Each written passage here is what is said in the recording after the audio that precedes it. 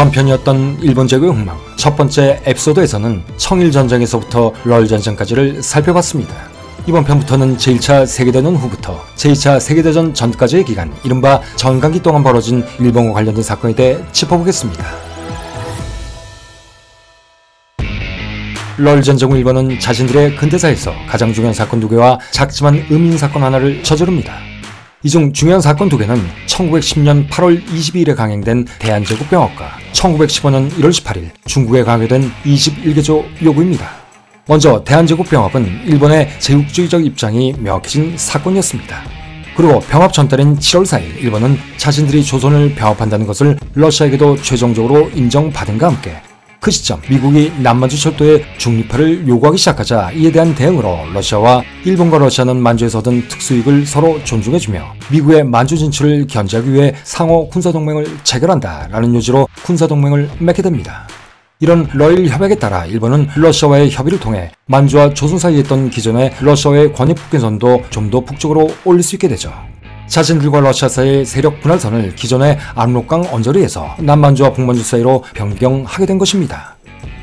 그런데 정말 웃기는 것은 지들이 뭐라고 남이 나라 땅을 놓고 세력권을 조종하느니 뭐니 하며 되도 안 되는 땅 따먹기 놀이를 하고 있었다는 것입니다. 참 둘 다 꼴값들을 떨고 있었습니다. 그냥 보기에도 안습이었지만 어쨌든 일본은 이 협약으로 외교적으로는 조선에 대한 무한적인 자유재량권을 아직 취하지도 못한 남만주 경영에 대해서는 안전보장을 인정받게 된 것이죠. 그리고 군사적으로는 중국 침략을 위한 교두보도 확보하게 된 것입니다. 이후 두 번째 중요한 사건, 그것은 제1차 세계대전이 한창이던 1915년 1월 18일 일본이 무력을 동원해 중국에 강권한 21개조 요구였습니다. 21개조 요구란 일본이 위안스카이 북양정부에 대해 산동반도에 대한 독일의 권익을 일본이 영구히 승계하고 만주에 대한 일본의 이권 역시 반영구하며 남만주와 내몽골 일부를 일본에 조처하는 것을 요지로 하는 특혜 조건을 말하는 것입니다. 이것은 중국 침략에 대한 향후 일본의 태도가 여실히 드러나는 것으로 이때부터 중국에서는 오사운동이 일어나는 등 대일 감정이 결정적으로 악화되기 시작하죠. 사실상 21개조 요구는 만주사변, 중일전쟁의 예고편과도 같은 사건이었던 것입니다. 끝으로 작지만 의미 있는 사건에 대해 하나 더 언급하자면 그것은 럴전쟁 후 일본이 포츠머스 조약에 의해 손에 넣은 사할린 섬 남쪽과 락동 반도에 대한 이권을 접수해 본격적으로 경영하려 했다는 것입니다. 그리고 이에 더해 일본은 러시아로부터 양도받은 창춘 리순 사유의 남만주 철도 역시 적극적으로 운영하려 했었죠. 그러나 문제는 이 남만주 철도의 경영권을 둘러싸고 미국과의 관계가 결정적으로 악화되기 시작한 것입니다. 당시 일본은 아직 남만주 철도를 독자적으로 경영할 만한 국력이 없었습니다. 그런 이유로 포츠머스 조약 체결 직후 미국의 실업가 에드먼드 해리건과 당시 일본 총대신이었던 가스라다로는 만철에 대한 공동경영 각서를 교환했었습니다. 그러나 가뜩이나 포츠머스에서 미국에게 놀아났다고 풍기하고 있던 외무대신 고무라 주타로가 귀국한 후 그는 이를 맹렬히 반대하기 시작하죠. 그러자 그만 일본은 일방적으로 이 약속을 깨버리고 맙니다. 그리고 독자적으로 남만주 철도 주식회사를 설립해버립니다. 결국 이 사건 이후 그 전까지 비교적 양호했던 미국과의 관계는 긴장관계로 틀어지기 시작하죠. 어찌 보면 미국과 일본의 태평양 지역 패권 전쟁이었던 태평양 전쟁의 기원은 이때부터였는지도 모르겠습니다. 한편 대한제국병합과 같은 시기 일본 국내에서는 의미 있는 사건 하나가 일어납니다. 그 사건이 바로 이른바 대역 사건입니다. 이 두 가지의 사건은 얼핏 생각하면 아무런 관련이 없는 것처럼 보이지만 사실은 두 사건 모두 럴전쟁과 밀접하게 관련되어 있었습니다. 첫 번째 에피소드에서 누누이 말씀드린 바와 같이 청일전쟁과 럴전쟁은 모두 조선의 영호권을 둘러싸고 벌어진 전쟁이었습니다. 청일전쟁 때에는 일본 내에서 반전론이 그리 크게 대두되지는 않았었지만 러일 전쟁 때에는 승전보를 외치려는 정부의 선전에 의해 국민들이 열광하는 와중에서도 전쟁을 비판하는 논의가 조금씩 생겨나기 시작했습니다. 그러나 히비야 폭동 사건으로 퇴진했다가 다시 집권을 한 범벌 정치군인 세력이었던 제2차 가스라 다로네가부터는 천황 주권설의 명분을 더욱 강화하면서 이를 강력히 탄압하기 시작합니다. 나아가 이때부터 군부에 서서히 경도되기 시작한 일본 정부는 모든 언론 활동에 대해서도 극도의 경계심을 가지고 철저한 감시와 함께 통제 또한 하기 시작하죠. 그리고 이 모든 조치들은 급기야 1910년에 발생한 대역사건 조작으로 나타나게 됩니다. 그러나 고토쿠 사건이라고도 불리던 이 사건은 천황 암살을 기도한 대역 사건이라고 불렸지만 사실 천황 암살과는 전혀 무관한 사건이었습니다. 군부를 뒷배로 둔 검찰과 경찰이 조작한 일본 근대 역사상 가장 악랄한 누명 사건이었던 것이죠. 이 사건으로 고토쿠 슈슈이 등 26명의 사회주의자들이 억울하게 처형당하거나 투옥당하게 되었고, 결국 이 사건은 일본 사회주의 운동을 반국가적인 이념으로 여겨지게 했을 뿐만 아니라 일본 군부 파시즘 대두의 발판이 됩니다. 당시 이 사건을 지휘했던 파름치범은 사법성 검사였던 히라노마 기치로라는 자였는데, 자신의 출세를 위해서라면 그 어떤 일도 마다하지 않는 사람이었죠. 이런 출세지향적인 인간에게 천황을 등에 업고 지새하려는 군부의 야욕이 고스란히 투영됐던 것입니다. 이후 히라노마는 검찰총장이 되었고, 중일전쟁 중인 1939년에는 총리 대신의 자리까지 올라가게 되죠. 물론 전후 A급 전범으로 체포돼 종신형을 선고받지만 말입니다.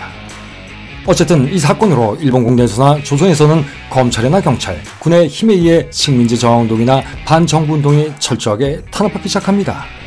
3.1운동도 이 과정에서 일어났던 것이죠. 그러나 대역사건 이전과 이후 언론의 통제 단속은 이렇듯 강화 일변도로 변했었지만, 이 와중에도 히라즈카 라이초 같은 진보적 여류 인사들은 1911년 9월 일본 최초의 여류 문예지 세이토를 창간하기도 했습니다. 세이토란 영어로 블루스타킹이라는 뜻으로 그 당시 영국에선 파랑색 스타킹을 신는 것이 교양이 높은 여성을 상징했었다고 하는데, 그것에서 유래했다고 합니다. 당시에는 혁명적인 여성 계몽 잡지였던 세이토.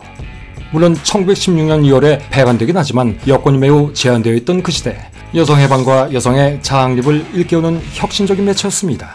이후 이 잡지는 일본 여성 해방운동의 길을 여는 시금석이 되죠. 그리고 이는 1930년 여성에게도 지방의회 성호권을 부여한 법안이 통과되는 발판이 됩니다. 한편 1914년 7월 28일 발칸반도의 사라예보에서 울려 퍼진 한발의 총소로 시작된 전쟁은 4년간 3252만 4560명의 사상자를 내게 됩니다. 이것이 바로 제1차 세계대전이죠. 하지만 100년 전 프로이센과 프랑스 사이에서 일어났던 1870년 7월에 시작해 이듬해 올해 끝났던 보불전쟁에 대한 기억이 잊혀지던 그때, 산업혁명 이후 쌓아놓은 엄청난 물질무행의 힘을 한번 사용해보고 싶어서였을까요? 아니면 당시 유럽 제국 내에서 발생하기 시작한 민족주의적 경향을 가진 여타의 소규모 전쟁들을 정리하기 위함이었을까요? 모든 전쟁을 끝내기 위한 전쟁이라는 미친 슬로건 아래 당시 거의 모든 유럽인들은 전쟁을 열광하고 있었습니다. 그리고 그들은 10년 전 근대의 힘을 여실히 보여줬던 러일 전쟁의 공포 따위는 안중에도 없었습니다. 심지어 길어봤자 몇 개월 안에 끝날 것이라는 근거 없는 낙관에 빠진 젊은이들은 한때 추억거리라도 만들려는 듯 자원하게 바빴고, 마치 수학여행 가는 학생의 마음으로 전쟁으로 향하는 기차에 몸을 실었었죠. 하지만 이런 낙관 불과 몇 개월 사이에 절망감으로 변해버리고 맙니다. 그러나 이런 유럽의 상황을 보며 기뻐하고 있던 나라가 하나 있었습니다. 그것이 바로 일본이었죠. 그리고 그곳에는 돈과 여자 욕심에 대해선 타의 추정을 불허하던 욕망의 화신, 일본 초대 외무대신을 역임하기도 했던 탐관오리의 표상, 바로 이노우에 가오루가 있었습니다. 당시 그의 상황 판단은 간단 명료했습니다. 아시아에서 열광들의 힘이 빠져나간 이때가 일본에겐 하늘이 내린 기회다. 이때 열광들이 빠져나간 자리를 일본이 차지해야 한다. 세계 열광이 유럽에서의 전쟁에 모든 정력을 쏟고 있을 때 그는 이렇듯 날강도 짓을 생각했던 것입니다. 그리고 그 생각을 발빠르게 실행에 옮겨버리죠. 이때 또다시 도움이 된 것이 바로 영일동맹이었습니다. 이렇게 일본은 1914년 8월 13일 영일동맹을 명분으로 제1차 세계대전에 참전하게 된 것입니다. 그리고 곧바로 독일에 선전포고를 하죠. 하지만 그 대상 지역은 첫 번째 에피소드, 일본 제국의 흥망체 6부에서 이미 말한 바와 같이 일단의 해군 함정을 지중해 및 인도양에 파견한 것을 빼면 유럽 지역이 아니었습니다.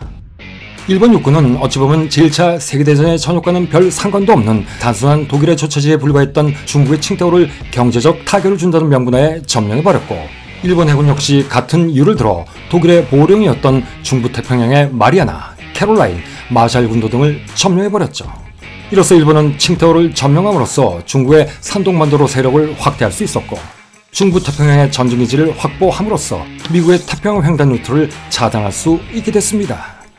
다시 말해 동진화해로 시작하여 남진화의 가장자리를 거쳐 중부 태평양까지, 졸지에 자신의 세력권을 중국은 물론 태평양 중국까지 어마어마하게 확대시켜버린 것입니다. 그리고 이때부터 만주의 지배를 넘어 본격적으로 중국 대륙으로의 침략 수순도 발견하기 시작하죠. 바로 유럽 전선이 잠어전으로 고착화되던 1915년 1월 18일 모든 열강들이 유럽 전쟁에 혼이 빠진 틈을 타 중국의 21개조에 달하는 터무니없는 요구사항을 강요하기 시작했던 것입니다. 이것이 이른바 앞서 언급했던 21개조 요구입니다. 물론 오사운동과 같은 격렬한 베일 여론에 밀려 실패했지만 말이죠. 그러나 일본은 이미 이것 이상의 이득을 취했습니다. 영토만을 획득했던 것이 아니었기 때문이었죠. 그것보다 더 큰 혜택, 그것은 바로 대전쟁의 특수에 힘입어 채무국에서 채권국으로 올라서게 된 것입니다. 그러나 이때부터 일본은 경마장의 경주마와 같이 앞만 보고 달리게 하는 반눈 가리개를 쓴 꼴이 되고 맙니다.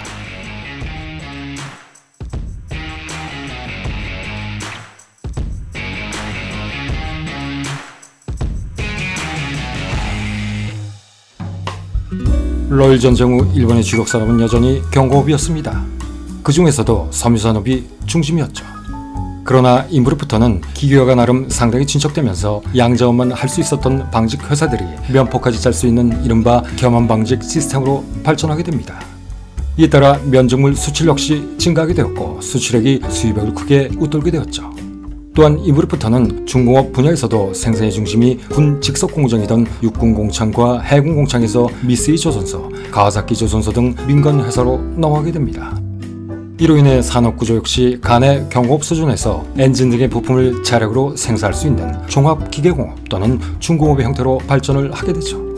여기에 더해 1906년부터 제1차 제철소 확정 계획도 시작하게 됩니다. 이처럼 이무렵부터 일본은 경공업과 중공업 모두 자체 생산력이 일정 수준 이상에 도달하는 상태가 되죠. 그래서 일반적으로 이 시기를 일본의 산업혁명 완성기라고도 평가하기도 합니다. 이때부터 일본 경제는 비약적인 발전을 하기 시작했고 그 여파로 인해 자본주의 역시 한층 더 빨리 진행됩니다. 그러나 러일 전쟁이 끝나고 1907년 1월부터 시작된 일본의 전후공황, 즉 전쟁이라는 특수한 수요가 사라지자 전반적으로 과잉 생산의 틀에 갇혀 있었던 일본의 경제는 급격하게 추락하게 됩니다. 더구나 전쟁이 보상도 없이 끝나게 되자 사회 분위기는 더욱 침체되기 시작하였고 그런 위축 심리의 여파는 더 이상 물건을 팔리지 않게 했죠. 경기 침체에 따른 심각한 불황이 시작된 것입니다. 그리고 이런 경기 침체는 연이은 기업의 도산을 불러오게 했고 이는 곧 대량의 실업자 발생으로 이어지게 됩니다. 결국 국가 자체가 부도위기의 상황에 빠지고 만 것입니다. 하지만 아직까지 일본의 운빨이 닿지 않았던 것일까요? 앞서 언급했던 제1차 세계대전이라는 어마어마한 전쟁 특수가 또 한번 일본을 살려냅니다. 1914년 당시 일본의 수출은 고작 6억 엔에 불과했었습니다. 하지만 제1차 세계대전 막바지인 1919년에는 넘쳐나는 전쟁물자 주문에 힘입어 수출액이 무려 21억 엔에 달하는 등 급기야 수출 강국으로 위상이 바뀌어버리죠. 그리고 전쟁 4년 만에 14억 엔의 무역의 흑자까지 보게 됩니다.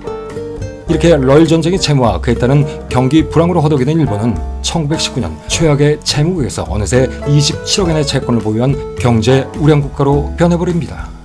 거기에 더해 제1차 세계대전이 연합군의 승리로 끝나게 되자 일본은 존재 가치가 희미했던 국제정치의 무대에서조차도 엄연한 승전국의 지위까지 누리게 됩니다. 이에 따라 파리 강화에 의해서 일본은 자신의 권리를 당당히 주장하기 시작하죠. 이때 일본의 권리 주장은 그냥 간단했습니다. 세계대전 당시 획득한, 아니 탈취한 적의 권리를 인정해달라는 것이었죠. 즉 자신들이 강탈한 산동반도와 중부 태평양 제도에 대한 권리를 대외적으로 그리고 최종적으로 인정받고자 했던 것입니다. 그리고 이 모든 것이 중국의 반대에도 불구하고 국제연맹을 통해 무난하게 통과돼 버립니다. 이때도 역시 영일동맹이라는 유술방어회가 제 역할을 했습니다. 그 마법이 바로 동맹국으로서 영국의 전폭적인 지원이었죠. 이렇게 일본은 제1차 세계대전 최대의 수혜국이 됐습니다. 거기에다 이미 1911년 4월 미일 통상 항해 조약까지 다시 체결해 관세 자주권까지 완전히 회복한 일본은 이때부터 그야말로 거칠 것이 없어지게 되죠. 어찌 보면 이때가 일본 역사상 가장 눈부실 때가 아닌가 생각됩니다. 하지만 일본은 여기서 만족할 수 없었습니다. 이때부터 일본은 자아도취라는 나르시스의 뽕에 제대로 취하기 시작했던 것이죠. 이 모든 것이 자신의 실력 때문이라고 착각하기 시작한 것입니다. 물론 일본도 메이지 유신 이후 근대화를 위해 뼈를 깎는 노력을 하긴 했습니다. 하지만 아무리 일본 입장에서 생각을 해보아도 그들은 단지 천년에 한 번 올까 말까할 기회를 운 좋게 잡은 것일 뿐이었죠. 그 첫 번째 우는 일본을 개항시킨 나라가 하필 그 당시만 해도 식민지 개발에 큰 관심이 없었던 순둥이 미국이라는 점이었고, 두 번째 우는 중국이라는 병든 고인이 아편전쟁에서 영국에게 털림으로써 일본에 집중될 수도 있었던 열광의 식민지 침탈 예약을 모두 흡수해줬기 때문이었습니다. 마지막 세 번째 호는 당시 영국과 러시아가 그레이트 게임이라는 이름으로 100년 가까이 대립하고 있었기 때문이었죠. 그것 때문에 최강국과 영국과는 동맹까지 맺을 수 있었던 것입니다. 하지만 일본은 이 모든 것을 인정하지 않았습니다. 아니, 망각해버리고 말았던 것이죠.